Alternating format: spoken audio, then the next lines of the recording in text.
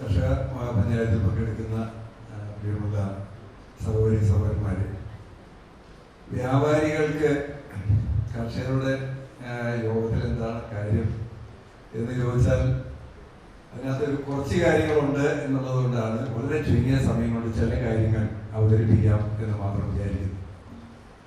നമുക്കറിയാവുന്ന പോലെ ഈ കർഷക മഹാപഞ്ചായത്ത് ഞാൻ ഒരൊറ്റ കാര്യം ആമുഖമായിട്ട് പറയാനുള്ളത്, ഇതുപോലെ അസംഘടിതമായ ഒരു മേഖലയിലെ കർഷക രംഗത്ത് നിന്ന് ഇത്രയും ആളുകളെ ഇവിടെ എത്തിക്കാനും ഇതുപോലെ ഒരു പരിപാടി സംഘടിപ്പിക്കാനും അതിന് പ്രയത്നിച്ച, അതിന് ധൈര്യം കാണിച്ച ഈ കർഷക മഹാപഞ്ചായത്തിന്റെ സംഘാടകരെ ഞാൻ ആദ്യമായി അഭിനന്ദിക്കുക.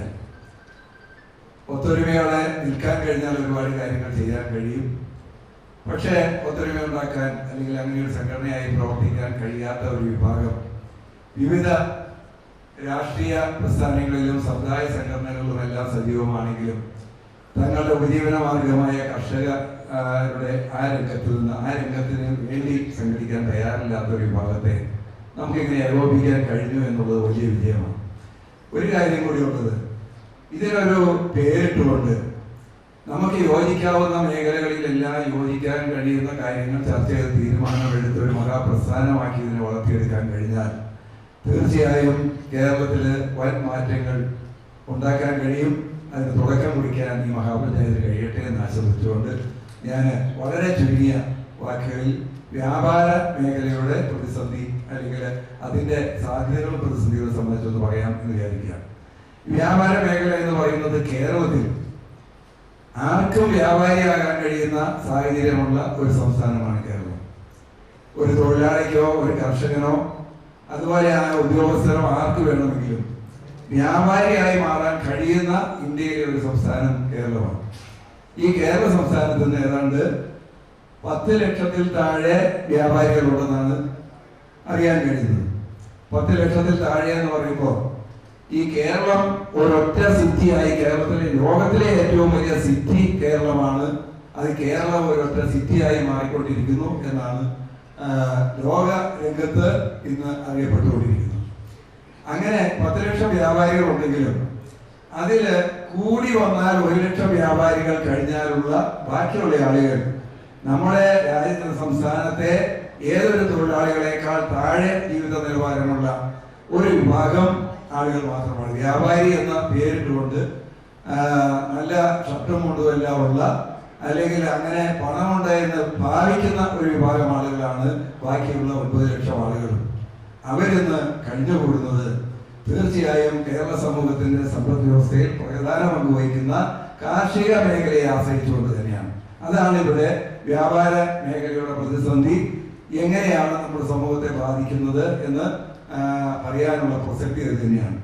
നമുക്കറിയാം 10 ലക്ഷം വ്യാപാരികളുണ്ട് എന്ന് പറഞ്ഞാൽ അതിന്റെ അർത്ഥം ഏകദേശം 50 ലക്ഷം ആളുകൾ, വ്യാപാരികൾ, അവരുടെ കുടുംബാംഗങ്ങൾ, ആ സ്ഥാപനങ്ങളിൽ ജോലിയെടുക്കുന്ന ആളുകൾ ആയിട്ടുള്ള ഒരു 50 ലക്ഷം ആളുകൾ നേരിട്ട് ഉപജീവനം കഴിക്കുന്ന ഒരു മേഖലയാണ്.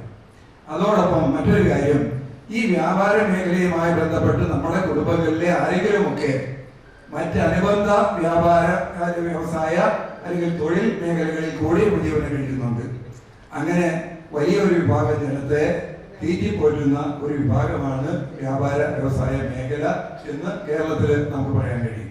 ഇതിനകത്ത് കേരളത്തിലെ വ്യാപാരികൾ ചെയ്യുന്ന സേവനം എന്താണ് എന്ന് ചോദിച്ചാൽ കർഷകർക്ക് ആവശ്യമുള്ള ഉൽപ്പന്നങ്ങൾ അവർക്ക് എത്തിച്ചു കൊടുക്കുന്ന ഒരു കാര്യം. അതുപോലെ തന്നെ കർഷകർ ഉൽപ്പാദിപ്പിക്കുന്നതിൽ ഏതെങ്കിലും വിപണന സാധ്യതയുള്ളതെല്ലാം അവരിൽ നിന്ന് വാങ്ങി വിപണനം നടത്താൻ ഇടയാക്കുന്ന അല്ലെങ്കിൽ എക്സ്പോർട്ട് ചെയ്യാൻ കഴിയുന്ന കാര്യങ്ങൾ അത് ചെയ്തു കൊടുക്കുന്ന സേവനവും ഇവർ ചെയ്യുന്നുണ്ട്.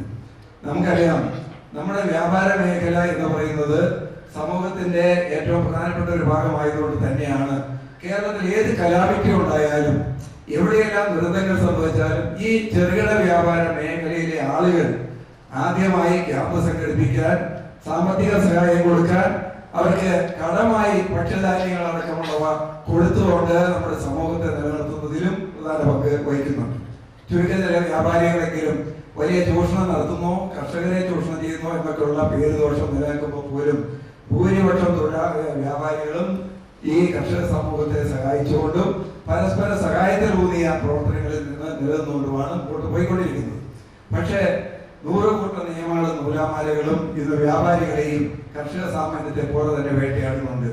അതില് പ്രധാനപ്പെട്ട കാര്യങ്ങൾ 1963 സെയിൽസ് ടാക്സ് എന്ന് പറയുന്ന ഒരു സംവിധാനം കേരളത്തിൽ നിലവിൽ വരുന്ന സമയത്ത് കേരളത്തിന്റെ ഈ വ്യാപാര മേഖലയിൽ നിന്നുള്ള നികുതി വരുമാനം 11,000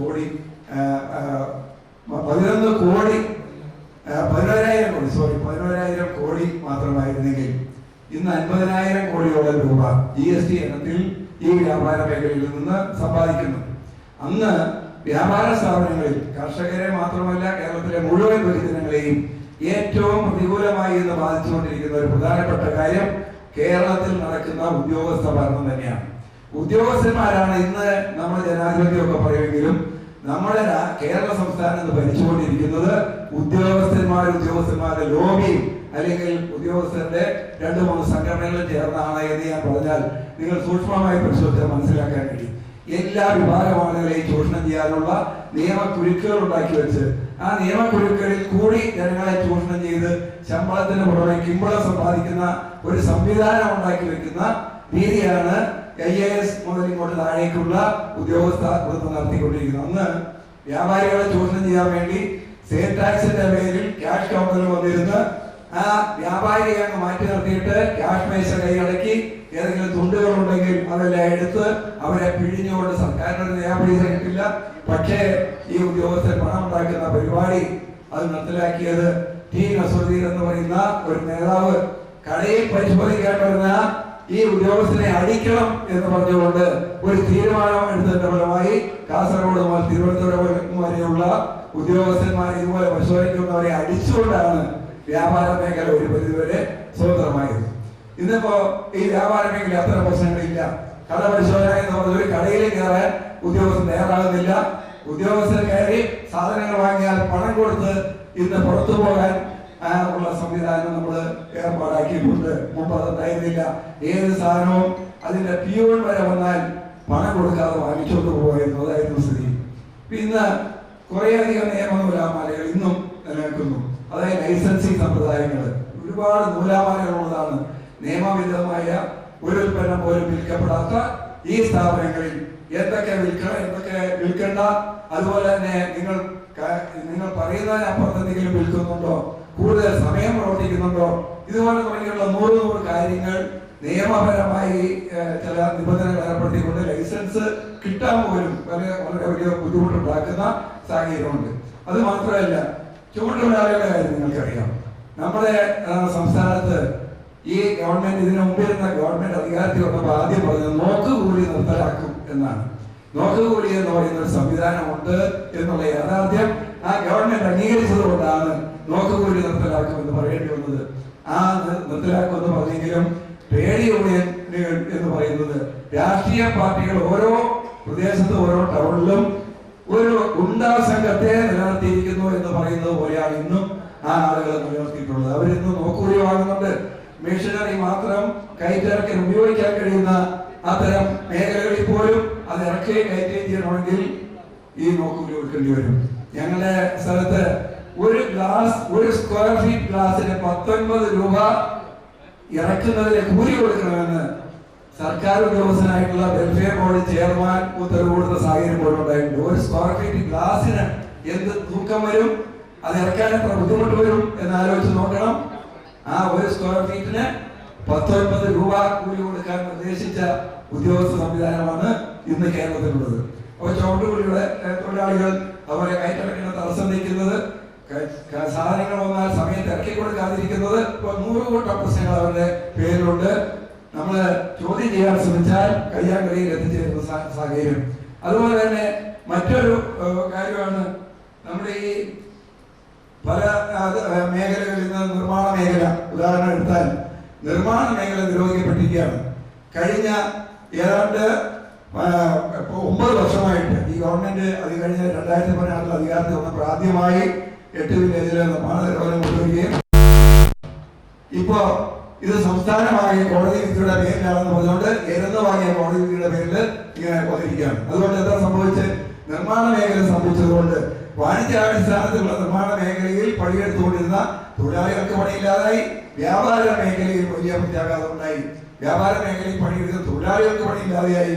വ്യാപാരം ഇല്ലാത്ത സാഹചര്യത്തിലേക്ക് പല വ്യാപാര സ്ഥാപനങ്ങളും പൂട്ടിപ്പോയി. ഏകദേശം കേരള സംസ്ഥാനത്ത് 2 ലക്ഷം വ്യാപാര സ്ഥാപനങ്ങൾ ഈ അടുത്ത കാലത്ത് ഒരു 2-3 വർഷങ്ങൾക്ക് ശേഷം കോവിഡ് കൂടി കഴിഞ്ഞപ്പോഴേക്കും പൂട്ടിപ്പോയിട്ടുണ്ട്. അവിടെയുള്ള തൊഴിലാളികൾക്ക് പണിയില്ലാതായിട്ടുണ്ട്.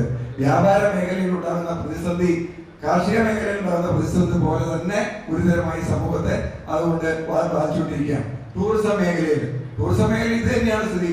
ടൂറിസം മേഖലയിലും പ്രശ്നങ്ങളായി കഴിഞ്ഞപ്പോൾ ഇന്ന് പണി പൂർത്തിയായ സാധനങ്ങൾ തുടങ്ങാതിരിക്കുന്നു. പകുതി പണിയായത് തുടങ്ങാനിരുന്നു ഒന്നും തുടങ്ങാൻ പറ്റാത്ത സാഹചര്യം കേരളത്തിലുണ്ട്. ഇതെല്ലാം തുടങ്ങിയാൽ ഗവൺമെന്റ് നികുതി കിട്ടുന്നതാണ്. പക്ഷേ തുടങ്ങാൻ ഉദ്യോഗസ്ഥന്മാർ സമ്മതിക്കുന്നില്ല. വെങ്കിട്ടരാമൻ എന്ന് പറയുന്ന വലിയ മനോരമയൊക്കെ പ്രകീർത്തിച്ച ഒരു ഉദ്യോഗസ്ഥൻ, അയാളുടെ കയ്യിലിരിപ്പ് എന്താണെന്നുള്ളത് അടുത്ത കാലത്ത് പത്രങ്ങളിൽ നിന്ന് നമുക്ക് മനസ്സിലായിട്ടുണ്ട്. പക്ഷെ അയാളൊക്കെ നമ്മുടെ ഇടുക്കി ജില്ലയിൽ വന്നിരുന്ന് കാട്ടിക്കൂട്ടിയ കോപ്രായങ്ങൾ എത്ര ആളുകളുടെ ഉപജീവന മാർഗം, അവരുടെ ജീവിതമാർഗം തന്നെ തുളച്ചു കളഞ്ഞു. ചില രാഷ്ട്രീയ തീരുമാനങ്ങൾ ഇതുപോലെ വ്യാപാര മേഖലയെ, വ്യവസായ മേഖലയെ തകർത്ത് കളയുന്നതാണ്. മദ്യനിരോധനം എന്ന പേരിൽ നമ്മുടെ കേരള സംസ്ഥാനത്ത് ഒരിക്കൽ കൊണ്ടുവന്ന ഒരാൾ പറയുന്നു 10% കുറയ്ക്കണം. ഒരാള് അപ്പൊ അതിന് മേലെ രാഷ്ട്രീയ മേഖലയിൽ നേടുന്നതിന് വേണ്ടി 50%, 100% അത് ടൗണിൽ നിന്ന് മാറ്റണം. ചില സ്ഥലങ്ങളിലെല്ലാം അങ്ങനെ പൂട്ടിപ്പോയ ഒരുപാട് ബാറുകൾ, അവിടെ 40 തൊഴിലാളികൾ ആത്മഹത്യ ചെയ്യേണ്ട സാഹചര്യം, ബാർ ഉടമകൾ പാപ്പരായി പോയ സാഹചര്യം ഒരു വ്യവസായം എന്നുള്ള നിലയിൽ അല്ലെങ്കിൽ ഒരു വ്യാപാരം എന്നുള്ള നിലയിൽ നിർത്തുകയാണ്. ഇതുപോലെ കേരളത്തിൽ മുമ്പോട്ട് പോകാൻ പറ്റാത്ത സാഹചര്യം നിലനിൽക്കുന്നുണ്ട്. അതുകൊണ്ട് എനിക്ക് പറയാനുള്ള ഒറ്റ കാര്യം, വ്യാപാര മേഖല എന്ന് പറയുന്നത് വ്യാപാരവും കാർഷിക മേഖലയും തമ്മിൽ ഒരു തരത്തിലും വൈരുദ്ധ്യങ്ങളല്ല, പരസ്പര സഹകരണത്തിന്റെ മാർഗങ്ങൾ സ്വീകരിക്കേണ്ടതുണ്ട്. അതുകൊണ്ടാണ് കർഷക മഹാപഞ്ചായത്തിൽ ഇതുപോലെ ഒരു വിഷയം അവതരിപ്പിക്കുന്നതിന് വേണ്ടിയിട്ട് നമുക്ക് അവസരം ലഭിച്ചത്. 100 കൂട്ടം കാര്യങ്ങൾ നമുക്ക് പറയാൻ പറയാൻ നിവൃത്തിയില്ല. പക്ഷെ നമ്മുടെ രേഖയിൽ കുറെ കാര്യങ്ങൾ നമ്മൾ എഴുതി കൊടുത്തിട്ടുണ്ട്, പ്രസിദ്ധീകരിച്ചിട്ടുണ്ട്. അത് നിങ്ങൾ വായിച്ച് മനസ്സിലാക്കിക്കൊണ്ട് നമുക്ക് കർഷകരും അതുപോലെ തന്നെ വ്യാപാരി വ്യവസായികളും ഒരുമിച്ച് ചേർന്നാൽ കേരളത്തിൽ ഒരു നല്ല ശക്തിയാകാൻ കഴിയും. കേരളത്തില് ഏതാണ്ട് 4000-ൽ മുകളിൽ 4500 യൂണിറ്റുകളുണ്ട്. ഇടുക്കിയിൽ മാത്രം ഏതാണ്ട് 17,000 അപ്പർമാരും 150 യൂണിറ്റുകൾ ഉള്ളതാണ്. അതുകൊണ്ട് ഈ മേഖലകളെല്ലാം കോർത്തിണക്കിയാൽ തീർച്ചയായും നമ്മുടെ പ്രസ്ഥാനത്തിന് മുന്നോട്ട് പോകാൻ ഒരു അടിസ്ഥാനപരമായ ഒരു ബേസ് ഉണ്ടാക്കാൻ നമുക്ക് കഴിയും എന്ന് മാത്രം പറഞ്ഞുകൊണ്ട് അതിനുള്ള സഹകരണം എല്ലാവരുടെ ഭാഗത്തുനിന്ന് ഉണ്ടാകണം എന്ന് മാത്രം അഭ്യർത്ഥിച്ചുകൊണ്ട് ഞാൻ അവസാനിപ്പിക്കുന്നു. നന്ദി, നമസ്കാരം. Thank you sir. ഇന്നത്തെ ഈ മഹാപഞ്ചായത്തിന്റെ ഈ വേദിയിൽ അഭിസംബോധന ചെയ്ത് സംസാരിക്കുന്നതിനായിട്ട് ഒറ്റ കാര്യം, വ്യാപാര മേഖല എന്ന് പറയുന്നത് വ്യാപാരവും കാർഷിക മേഖലയും തമ്മിൽ ഒരു തരത്തിലും വൈരുദ്ധ്യങ്ങളല്ല, പരസ്പര സഹകരണത്തിന്റെ മാർഗങ്ങൾ സ്വീകരിക്കേണ്ടതുണ്ട്. അതുകൊണ്ടാണ് കർഷക മഹാപഞ്ചായത്തിൽ ഇതുപോലെ ഒരു വിഷയം അവതരിപ്പിക്കുന്നതിന് വേണ്ടിയിട്ട് നമുക്ക് അവസരം ലഭിച്ചത്. 100 കൂട്ടം കാര്യങ്ങൾ നമുക്ക് പറയാൻ നിവൃത്തിയില്ല. പക്ഷെ നമ്മുടെ രേഖയിൽ കുറെ കാര്യങ്ങൾ നമ്മൾ എഴുതി കൊടുത്തിട്ടുണ്ട്, പ്രസിദ്ധീകരിച്ചിട്ടുണ്ട്. അത് നിങ്ങൾ വായിച്ച് മനസ്സിലാക്കിക്കൊണ്ട് നമുക്ക് കർഷകരും അതുപോലെ തന്നെ വ്യാപാരി വ്യവസായികളും ഒരുമിച്ച് ചേർന്നാൽ കേരളത്തിൽ ഒരു നല്ല ശക്തിയാകാൻ കഴിയും. കേരളത്തില് ഏതാണ്ട് 4000-ൽ മുകളിൽ 4500 യൂണിറ്റുകളുണ്ട്. ഇടുക്കിയിൽ മാത്രം ഏതാണ്ട് 17,000 അപ്പർമാരും 150 യൂണിറ്റുകൾ ഉള്ളതാണ്. അതുകൊണ്ട് ഈ മേഖലകളെല്ലാം കോർത്തിണക്കിയാൽ തീർച്ചയായും നമ്മുടെ പ്രസ്ഥാനത്തിന് മുന്നോട്ട് പോകാൻ ഒരു അടിസ്ഥാനപരമായ ഒരു ബേസ് ഉണ്ടാക്കാൻ നമുക്ക് കഴിയും എന്ന് മാത്രം പറഞ്ഞുകൊണ്ട് അതിനുള്ള സഹകരണം എല്ലാവരുടെ ഭാഗത്തുനിന്ന് ഉണ്ടാകണം എന്ന് മാത്രം അഭ്യർത്ഥിച്ചുകൊണ്ട് ഞാൻ അവസാനിപ്പിക്കുന്നു. നന്ദി, നമസ്കാരം. Thank you sir. ഇന്നത്തെ ഈ മഹാപഞ്ചായത്തിന്റെ ഈ വേദിയിൽ അഭിസംബോധന ചെയ്ത് സംസാരിക്കുന്നതിനായിട്ട്